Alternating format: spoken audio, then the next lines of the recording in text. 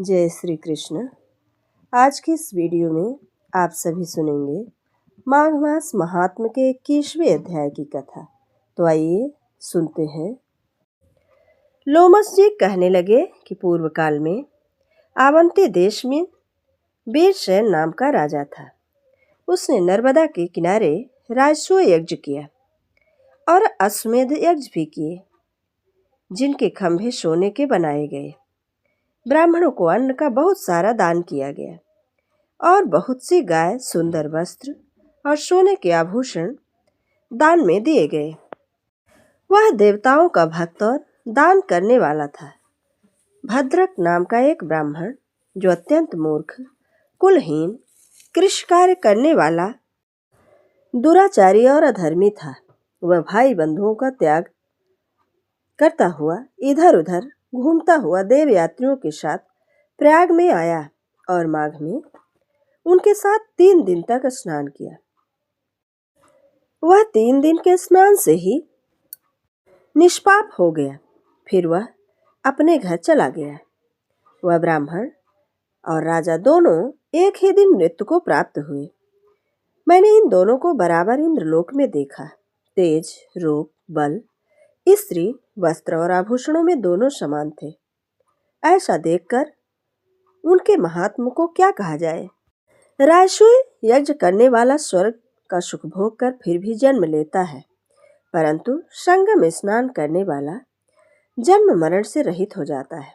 गंगा और यमुना के संगम की हवा के स्पर्श से ही बहुत से दुख नष्ट हो जाते हैं। अधिक क्या कहें, और किसी भी तीर्थ में किए गए पाप माघ मास में प्रयाग में स्नान करने से नष्ट हो जाते हैं। मैं पिशाच मोचन नाम का एक पुराना इतिहास सुनाता हूँ। इस इतिहास को यह कन्याएं और तुम्हारा पुत्र भी सुने, उससे इनको स्मृति प्राप्त होगी। पुराने समय में देवदूत नाम का बड़ा गंभीर और वेदों का पारंगत एक वैष्णव ब्राह्मण था। उसने पिशाच को निर्मुक्त किया।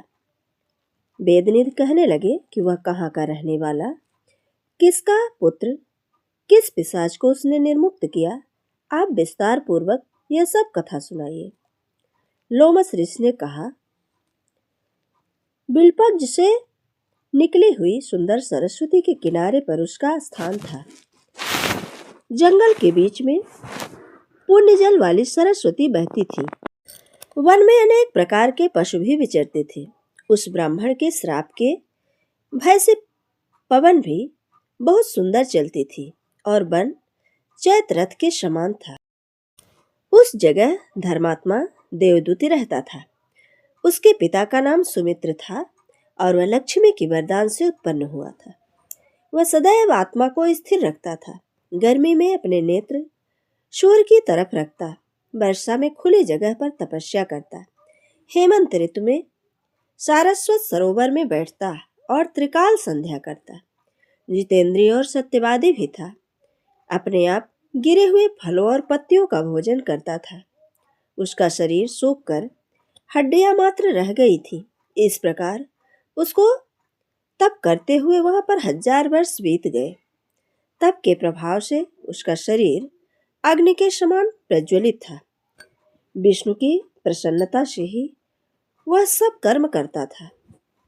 दधीच ऋषि के वरदान से ही वह श्रेष्ठ वैष्णव हुआ था।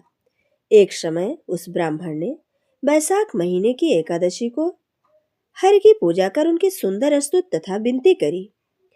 उनकी विनती सुनकर भगवान उसी समय गरुड़ पर चढ़कर उसके पास आए।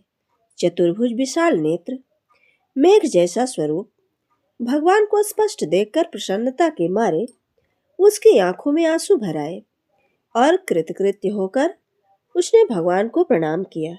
उसने अपने शरीर को भी याद न रखा और भगवान के ध्यान में लीन हो गया। तब भगवान ने कहा कि हे देवदूत, मैं जानता हूँ कि तुम मेरे परम भक्त हो। मैं तुमसे अति प्रसन्न हूँ। तुम वर मांगो। इस प्रकार भगवान के वचन सुनकर प्रेम के मारे लड़खड़ाती हुई वाणी में कहने लगा कि हे देवाधिदेव, अपनी माया से शरीर धारण करने वाले, आपका दर्शन देवताओं को भी दुर्लभ है। अब आपका दर्शन भी हो गया, मुझको और क्या चाहिए। मैं सदैव आपकी भक्ति में लगा रहूं।